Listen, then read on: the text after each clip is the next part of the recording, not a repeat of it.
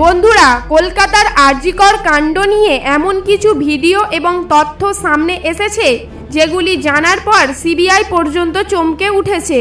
এমনটা বলা হচ্ছে যে এই ভিডিও ক্লিপটি সম্পূর্ণ কেসটিকে ঘুরিয়ে দিয়েছে। সিবিআই এর তরফ থেকে জানানো হয়েছে তারা এমন কিছু তথ্য পেয়েছে যেটা এই কেসটিকে আরো জটিল করে তুলেছে। এই ভিডিওগুলি যদি সিবিআই এর হাতে না আসতো তাহলে হয়তো আরজিকরের কেসটা ধামাচাপা পড়ে যেত, আর যারা সত্যিকারের দোষী বা অপরাধ করেছে তারা পরবর্তীতে অন্য কাউকে তাদের শিকার বানাতো।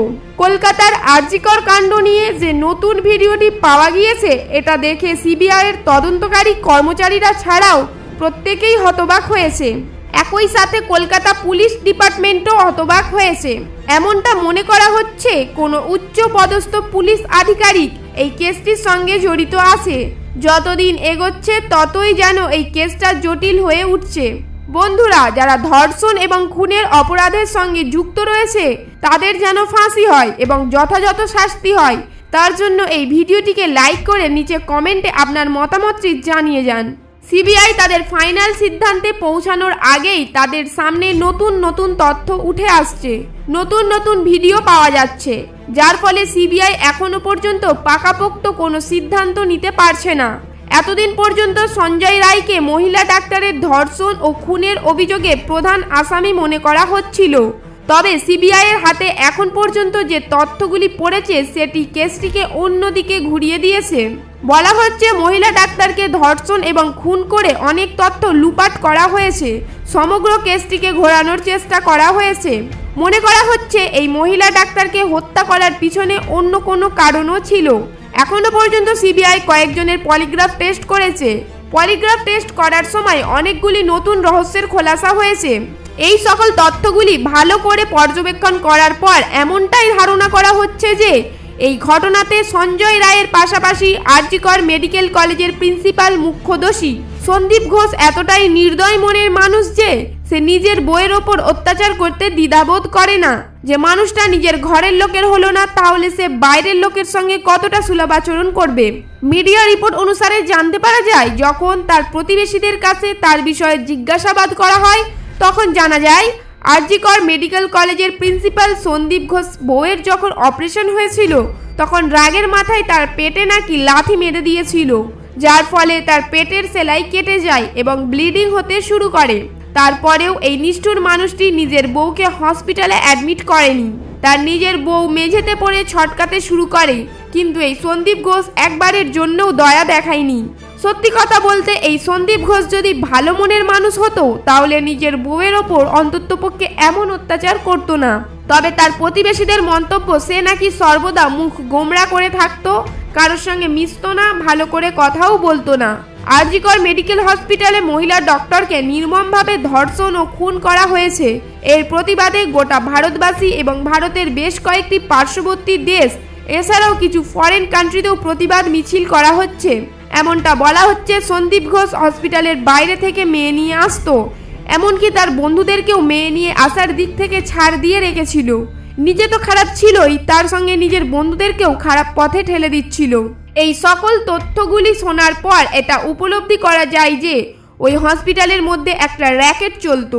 অনুমান করা হচ্ছে মহিলা ডক্টর এমন কিছু জানতে পেরেছিল যেটা সন্দীপ ঘোষের জন্য চরম বিপজ্জনক ছিল, যার ফলে বর্তমানে বলা হচ্ছে হয়তো সন্দীপ ঘোষ তার গলার কাঁটা সরানোর জন্য ওই মহিলা ডক্টরকে দুনিয়া থেকে সরিয়ে দিয়েছে। তবে এটা এখনো পর্যন্ত প্রমাণ হয়নি। সূত্র অনুসারে জানতে পারা যায় সন্দীপ ঘোষ অনেক উচ্চ পদস্থ আধিকারিকদের সঙ্গে ওঠা বসা করে, যার ফলে এমনটা বলা হচ্ছে সন্দীপ ঘোষকে বারংবার বাঁচানোর চেষ্টা করা হচ্ছে। যেই দিন এই মহিলা ডক্টরের ডেড বডি সেমিনার রুমে পড়েছিল সেই দিন কলকাতা পুলিশ 40 মিনিট দেরিতে পৌঁছায়, আর পুলিশ পৌঁছানোর আগে ক্রাইম সিন থেকে অনেক তথ্য সরিয়ে ফেলা হয়েছিল। ঘটনাস্থলে পুলিশ পৌঁছানোর পর অনেক তথ্য মিসিং ছিল। বলা হচ্ছে সঞ্জয় রায়কে ফাঁসিয়ে সম্পূর্ণ কেসটাকে বন্ধ করার চেষ্টা করা হয়েছিল, কিন্তু আমরা যেমনটা জানি চোর যতই চালাক হোক না কেন একটা না একটা প্রমাণ সে ঠিক ফেলে রেখেই যাবে। এই কেসটিকে কেন্দ্র করে এই রকমই একটি আশ্চর্য রকমের তথ্য উঠে এসেছে।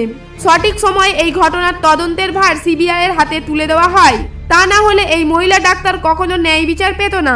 বর্তমান রিপোর্ট অনুসারে ধারণা করা হচ্ছে সিবিআই এর হাত ধরে এই মহিলা ডক্টর ন্যায় বিচার পাবে। বর্তমানে সিবিআই এর তরফ থেকে কতকগুলি নতুন তথ্যের সন্ধান করা হচ্ছে। যেভাবে আরজিকর মেডিকেল হসপিটাল এবং হসপিটালের প্রিন্সিপালকে বাঁচানোর চেষ্টা করা হচ্ছে, সেটা থেকে অনুমান করা যায় এর পেছনে কোনো উচ্চ পদস্থ আধিকারিক রয়েছে।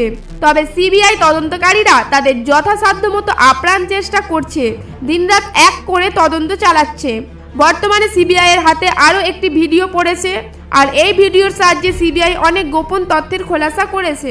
আরজিকরের মহিলা ডাক্তারের ন্যায় বিচারের দাবিতে ভিডিওটিকে লাইক দিয়ে নিচে কমেন্টে জানাবেন অপরাধীকে কি শাস্তি দেওয়া উচিত। কলকাতা আরজিকর মেডিকেল কলেজের যে ভিডিওটি সিবিআই এর হাতে পড়েছে, সেখানে দেখতে পাওয়া যায় সেমিনার হলের মধ্যে মহিলা ডক্টরের ডেড বডি পড়ে রয়েছে, আর তার শরীরের ওপর একটি ব্লু কাপড় চাপা দেওয়া আছে। এই ডেড বডিটিকে কভার করার জন্য তার পাশে একটি 5 ফুটের সাদা কাপড় দেওয়া হয়েছিল। টেবিলের উপরে একটি ব্যাগ রাখা ছিল। এই ভিডিওটি ভয়াবহ ধর্ষণ এবং হত্যাকাণ্ডটি ঘটে যাওয়ার কিছু সময় পরে ক্যাপচার করা হয়েছে। আরও একটি ভিডিও ক্লিপ পাওয়া গিয়েছে, যেখানে দেখতে পাওয়া যায় ডেড বডির সঙ্গে ওই সেমিনার রুমে অনেক মানুষ ভিড় জমা করেছে, অর্থাৎ এই ক্রাইম সিনটিকে সুরক্ষিত রাখা হয়নি। আরজিকর কাণ্ড নিয়ে তদন্ত করা সিবিআই অফিসাররা সুপ্রিম কোর্টের দাবি করে ক্রাইম সিন নিয়ে হস্তান্তর করা হয়েছে। এই ভিডিও থেকে আরও জানতে পারা যায় যে প্রয়োজন অতিরিক্ত মানুষ ওই ক্রাইম সিনের মধ্যে ঢুকে ঘোরাঘুরি করছিল, যার ফলে যে বা যারা এই ঘটনার সঙ্গে যুক্ত ছিল তারা খুব সহজেই তাদের তথ্য প্রমাণগুলি লোপাট করে দিয়েছে। তবে কলকাতা পুলিশের মতামত অনুসারে এই ক্রাইম সিনের সেই সকল মানুষগুলিকেই দেখতে পাওয়া গিয়েছে যাদেরকে সেখানে ঢোকার অনুমতি দেওয়া হয়েছে।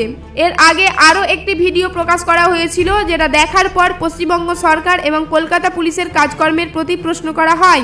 45 সেকেন্ডের ওই ভিডিওটি 9ই আগস্ট সকালে ওই ক্রাইম সিনে ক্যাপচার করা হয়েছিল বলে দাবি করা হচ্ছে। এই ভিডিওটিতে ক্রাইম সিনে অনেক মানুষের ভিড় দেখতে পাওয়া যায়, আর বেশ কিছু মানুষ একে অপরের সঙ্গে কথা বলছিল। আবার কিছু মানুষ মোবাইল ফোন চালাতে দেখা গিয়েছে। সবথেকে আশ্চর্যের বিষয় হলো লোকজনের এই ভিড়ের মাঝে অনেক পুলিশকে দেখতে পাওয়া যায়। কলকাতা পুলিশ এটা মেনে নিয়েছে যে ভিডিও ক্লিপটি 9ই আগস্ট আরজিকর মেডিকেল হসপিটালের সেমিনার রুমে ক্যাপচার করা হয়েছিল, কিন্তু তাদের মতামত অনুসারে যখন এই ভিডিওটি ক্যাপচার করা হয়েছে ততক্ষণে ক্রাইম সিনটিকে সুরক্ষিত রাখার জন্য মহিলা ডাক্তারের ডেড বডিকে ঘিরে দেওয়া হয়েছিল, আর এই সকল মানুষগুলি সেই ব্যারিকেড দিয়ে ঘেরা অবরুদ্ধ জায়গা থেকেই বাইরে ছিল। কলকাতা পুলিশের এই স্টেটমেন্ট থেকে পরিষ্কার হয়ে যায় যে এই সকল মানুষগুলি ওই সেমিনার রুমে তখন প্রবেশ করে যখন ওই রুমের মধ্যে মহিলা ডক্টরের ডেড বডি পড়েছিল। ক্রাইম সিনকে সম্পূর্ণ সুরক্ষিত রাখাটা খুবই দরকার ছিল। এই ভিডিও ক্লিপ দেখে কিছু মানুষকে চিহ্নিত করা হয়েছে। এই ভিডিওতে আরজিকর মেডিকেল হসপিটালের থানার ইনচার্জ সঞ্জীব চট্টোপাধ্যায়, উকিল শান্তনু দে, তৎকালীন প্রিন্সিপাল সন্দীপ ঘোষ আর ফরেন্সিক প্রদর্শক দেবাশিস সোমকে দেখতে পাওয়ার দাবি করা হয়েছে। এই ভিডিও সম্পর্কে জানার পর এখন হয়তো আপনার মনে প্রশ্ন উঠতে পারে যে এতগুলি মানুষ ওই ক্রাইম সিনের মধ্যে ঢুকে কি করছে। এই সকল তথ্যগুলি জানার পর অনেকের ধারণা এই ঘটনাতে হসপিটালের কিছু স্টাফ যুক্ত হওয়ার পাশাপাশি কিছু বাইরের মানুষও যুক্ত রয়েছে। এমন কিছু মানুষকে দেখা গিয়েছে যারা আইনত ওই স্থানে আসার কথা নয়। অনেক বিশেষজ্ঞের মতামত অনুসারে যখন কোনো রকমের পরীক্ষা নিরীক্ষা হলো না, তখন কিভাবে পুলিশ এটা ভেবে নিল যে ক্রাইম সিনে মহিলা ডক্টরকে হত্যা করা হয়েছে বা সেখানেই ধর্ষণ করা হয়েছে। এমনটাও হতে পারে যে ধর্ষণ এবং হত্যার ঘটনা অন্য কোনো রুমে হয়েছে বা ওই সেমিনার হলের অন্য কোনো অংশে হয়েছে। সিবিআই এর ধারণা পুলিশ এবং কলেজের প্রিন্সিপাল ক্রাইম সিনকে সুরক্ষিত রাখেনি, যার ফলে তদন্ত করতে অনেক সমস্যা হচ্ছে।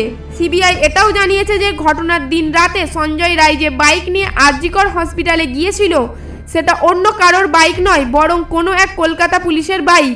তথ্য মারফত জানা যায় এই বাইকটি কলকাতার পুলিশ কমিশনারের নামে রেজিস্টার রয়েছে, যদিও বা সিবিআই এই বাইকটিকে তদন্ত করার জন্য অধীনে করে নিয়েছে। এখন প্রশ্ন হলো, সঞ্জয় রায় যেহেতু কোনো পুলিশ আধিকারিক নয়, শুধুমাত্র সিভিক ভলেন্টিয়ার হয়ে কিভাবে সরকারি গাড়ি ব্যবহার করলো? পুলিশের গাড়ি ব্যবহার করে ধর্ষণ এবং খুনের অপরাধে সঞ্জয়কে গ্রেফতার করা হয়েছে, কিন্তু ইতিপূর্বে তার নামে অনেক রকমের অভিযোগ পাওয়া গিয়েছে। এটাও বলা হচ্ছে যে হত্যাকাণ্ডের দিন রাতে এই বাইক নিয়ে সঞ্জয় নেশাগ্রস্ত অবস্থায় কলকাতার অনেক জায়গায় গিয়েছে, এমনকি এই বাইক নিয়ে রেড লাইট এরিয়ায় গিয়েছিল। মহিলা ডক্টর মারা যাওয়ার পর তার মৃত্যুর খবর অনেক দেরিতে আত্মীয় পরিজনদেরকে দেওয়া হয়, এমনকি তার নিজের বাবা মাকে পর্যন্ত তার মৃত্যুর খবর দেরিতে দেওয়া হয়েছে। হসপিটালে নিয়ে এসে তাদেরকে 3 ঘন্টা বসিয়ে রাখা হয়েছিল। এই ঘটনা সম্পর্কে সিবিআই অনেক তথ্যের খোলাসা করেছে।